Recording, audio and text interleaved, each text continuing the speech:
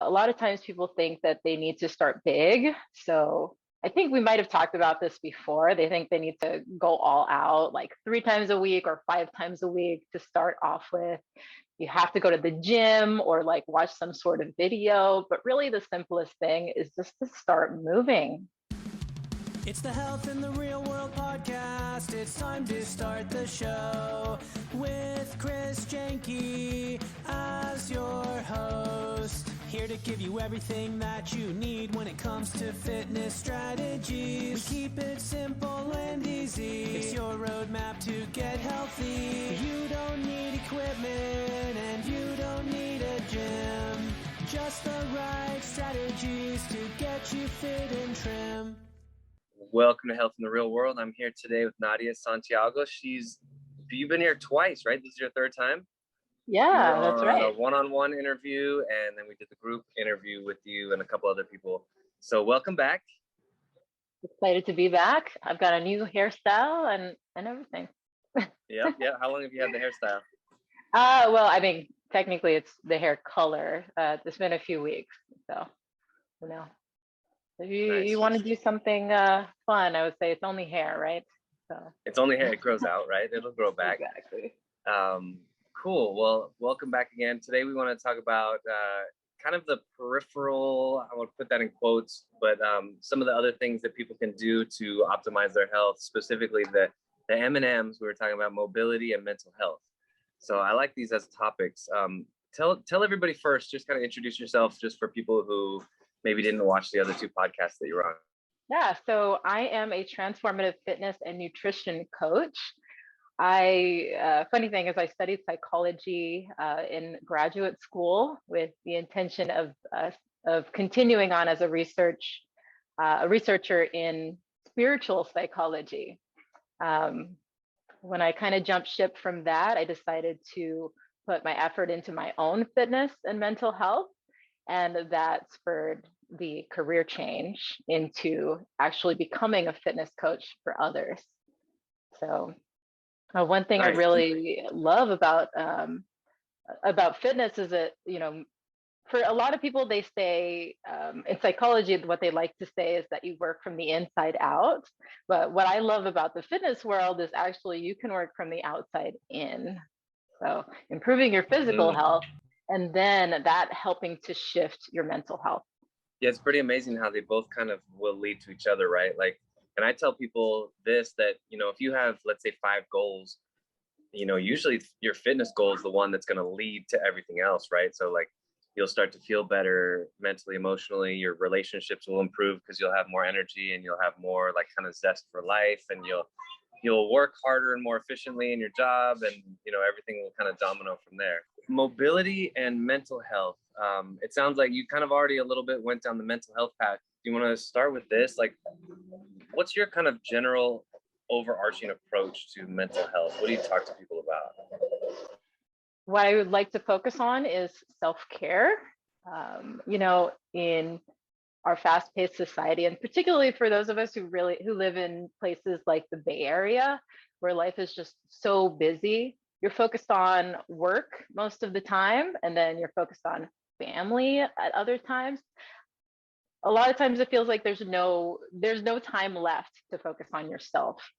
And what I find with a lot of my clients is that it's difficult to set this time aside to work out, to eat healthy, and even to do simple things like sleep.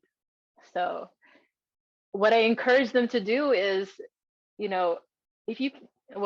what I share with them is that if you can't take the time out for yourself and make sure that you're healthy, make sure that you're sane and that you're happy, you're not going to have anything left to share with the outside world. Focusing on yourself will only improve the amount of energy that you have. It'll improve the work that you do, and even improve your relationships with other people. Yeah, I mean, if you're not physically healthy, it's really only a matter of time before everything else starts to crumble around you, right? Like, you just, no matter what your other goals are, the prerequisite for all of them is that you have a body to do it in, right? If you want to make $1 million, cool. Well, in what body? Because you're going to have to keep whatever you're transporting around healthy, right? Exactly. A lot of people walk around and they are exhausted all of the time.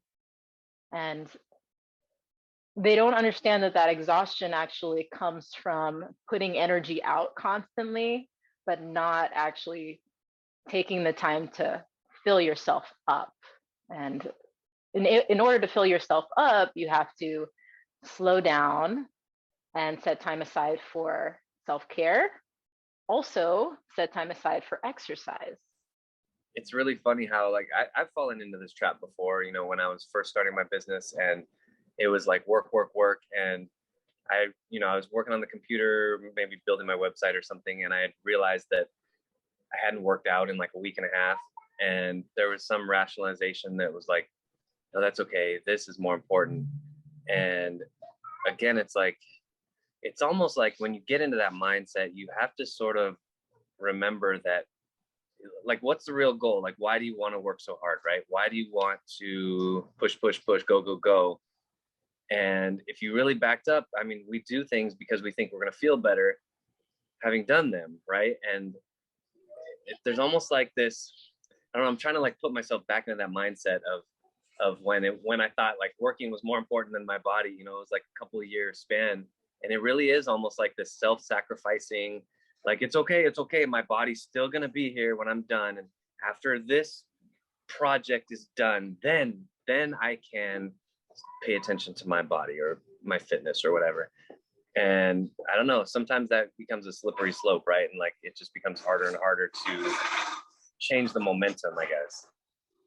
It does, because I can't remember who said it, but it was probably a bunch of people who said something like, um, what you practice becomes your reality. So you start that practice of pushing aside your workout time or your self-care time in order to get your work done. And then the next day you do it, the next day you do it. And before you know it, it's been years and everything has slipped away. Your body feels like you're in pain. You have no energy left in your days. And how do you get back to it? It's by practicing the opposite, putting yourself first. Right, right. So you're talking about, you mentioned that you have clients who say they don't even have time to sleep, which I think is funny. But I've been there too. I'm no judgment. I've been there too. So it's basically like what you're saying just a minute ago. You got to reverse the priorities, right? Put the sleep first. You know, you have 24 hours in the day. The first thing you do is not, okay, when am I going to work? No. It's like, what hours am I going to be awake versus asleep? I'm getting a workout today.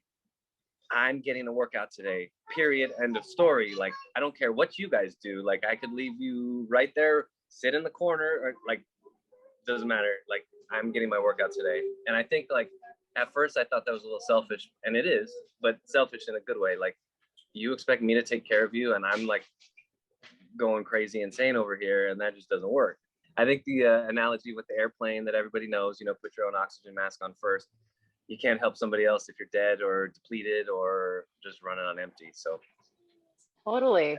I've totally watched some kids walking in and out of the room during. I do some live online sessions, and usually I work with mostly moms, and usually mom will put her son or daughter in the other room for a little while and set them up. But of course, every once in a while they sneak into the room, and yeah, you need to go and take care of them for a second, or she says, "Hey, 20 minutes, mommy's almost done."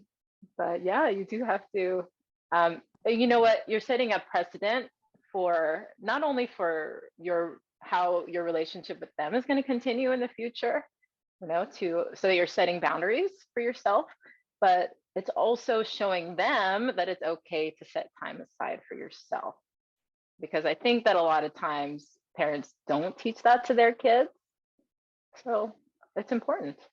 yeah, I think so. I was reading a book, parenting book, a while back, and this author was talking about the SAPs, SAP, sacrifice on the altar of parenting, where, you know, people will just like completely ditch their own lives for the kids, like bending over backwards for the kids. Doesn't work. Doesn't help anybody. It doesn't. And, you know, even if you're let's say not getting in, let's say like a complete 30-minute workout whenever you want to. A lot of times people think that they need to start big. So I think we might have talked about this before. They think they need to go all out like 3 times a week or 5 times a week to start off with. You have to go to the gym or like watch some sort of video, but really the simplest thing is just to start moving.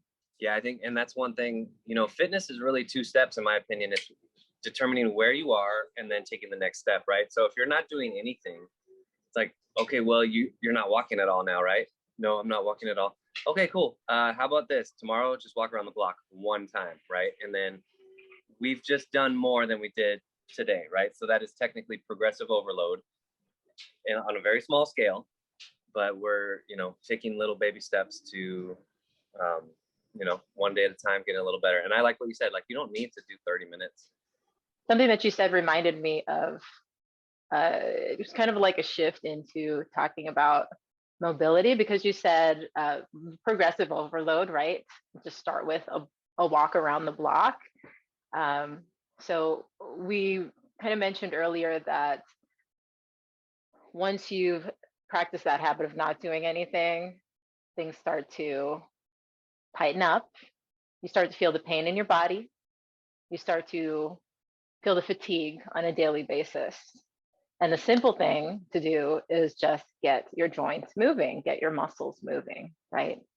I even tell clients, like, they ask me, oh, you know, why are my shoulders hurting so much? I said, do you sit in front of a computer all day? Because you're probably like this all day long and your Not that shoulders hard are of an not answer, right? moving, right? Yeah, they're just like completely still the whole day. Simple, super simple thing to do. Elbow circles. Yeah. That's it. Yep. Just Yep. do a few Easy, minutes of right? elbow circles every day, and that's it. The shoulder pain will start to subside. Yeah. Yeah. And I like that. I like using mobility as kind of like a foundational level for fitness. Because if you are not mobile and you can't reach your hands up over your head without pain or without jutting your head forward, like, why are you going to go work out? Like, that's just dumb. Like, let's just move. Let's, like you said, you can do that like every 10 minutes all day long. Boom, go back to your keyboard.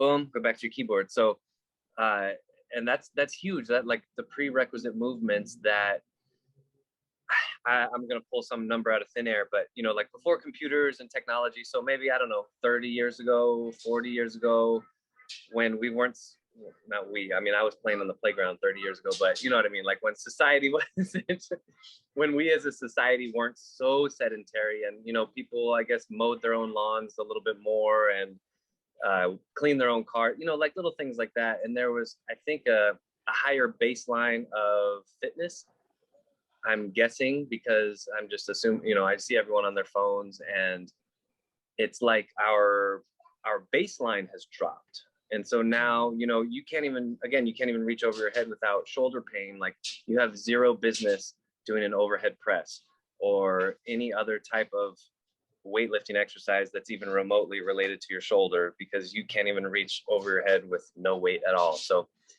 yeah, I like how we kind of stumbled on this topic of like self-care and mobility and mental health, and they're all related as foundational kind of concepts, right? Curious to know, Chris, have you ever I mean, I'm sure you have you trained a client who used to be like a dancer or an athlete? Yeah, I've trained. So yeah, if you're talking about used to, yeah, I have a client who, I think she's 60 years old, and when she was in her teens and 20s, she was a figure skater. Wow, that's awesome. I Yeah, trained someone who used to be a classical Indian dancer. And that's I have cool. a few who have also played sports in high school and college, like decades ago. But you know, when they start training for the first time again, or they haven't been doing much, but like a little bit of working out here and there, they're not as fast or as strong as they were back then, but they think they are. Like mentally, they know what they're Right. capable of, right? And you have to kind of like, I know this is what you want during your workouts, but this is what I have to give you, because as soon as we start squatting, you have back pain, or as soon as we start doing this other move, you know, your shoulders seize up. So this is actually what we have to start with instead. Yeah, exactly. I think it's real hard for especially if they were at a high level in high school or college to, that's just a memory and it only lives here now. It's like, it doesn't live in your body anymore. You look like maybe you used to be strong, but we've built up a little layer of body fat and it's been 30 years since you've moved that shoulder. And Yeah, I totally get that. This is actually making me think about that mindset piece, where, and I try not to advertise myself as like a weight loss coach, even though I tend to get clients that want to lose weight. Because really what I like to encourage is for people to create a lifestyle of fitness, because whatever your goal is, if you create that lifestyle, then you will likely get there or close to it. And then we can refine it from there. Once you've built up a lifestyle of working out regularly, I think then afterwards you can get there. But it really takes a lot to go from thinking like, this is what I need to look like, so I'm working towards this look, versus this is actually contributing to my health, to my strength, to my energy, to how I feel about myself. And then everything else will fall in line. we need to establish the habits first, and then the fitness will follow, or the specific fitness goals. Like I tell this story about when COVID started last year. I went from training exclusively in the gym with people to Zoom calls, and I was already doing 3 classes in a row. So I'd do a 7, an 8, and a 9 class, and in person I would stand there and watch the clients and just kind of tell them what to do. But I realized that on Zoom they needed to see me, because sometimes the audio is not good, and so they'll look up real quick and see, oh, what's he doing now? So all of a sudden overnight I'm doing 5 days a week, 3 hours straight workout, 7 to 10 a.m. I'm working out straight. And at that point, I was not in the best shape of my life, but I was fit, right? And it still took me 4 months for my body to adapt to 15 hours of workout per week. So I tell people that, and I'm like, you guys, if you think that you're in your first month of fitness and you think you're going to get any kind of transformative results other than just habit creation, you need to get realistic. You need to focus on creating the habit, on getting consistent, and then little by little your body will start to adapt, and it will change, but it takes some time. Yep, exactly. I want to bring this back to you and give you a chance to give your motivational speech.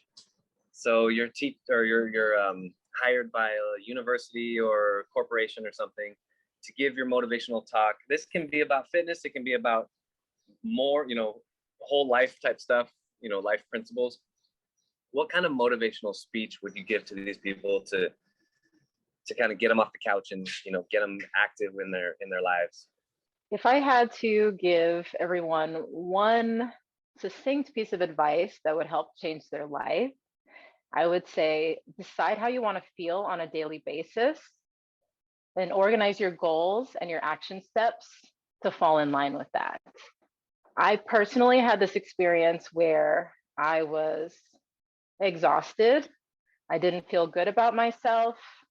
I was out of shape, and I was in a mentally bad place.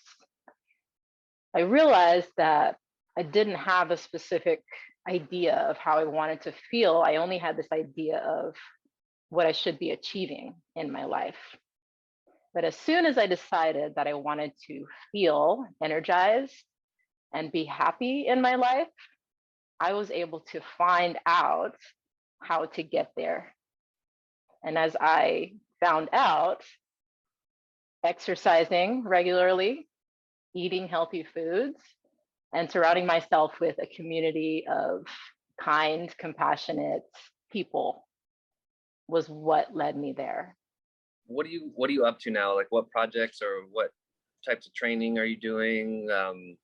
And then just kind of give us your website, your social media.